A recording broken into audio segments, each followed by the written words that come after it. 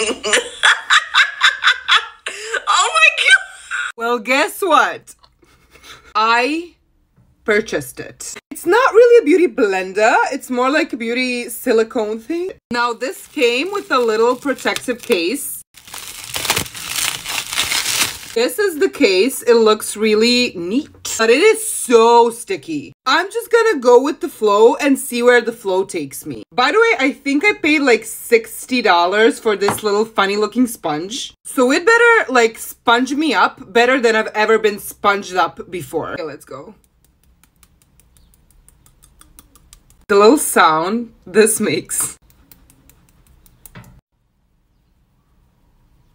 This thing definitely wastes zero product. It's looking pretty smooth. Very smooth. I'm gonna finish my makeup and get back. I am finally done. This is how my face looks. I don't ever like use smoothing filters, so this is how the skin looks. All I can really say at this point is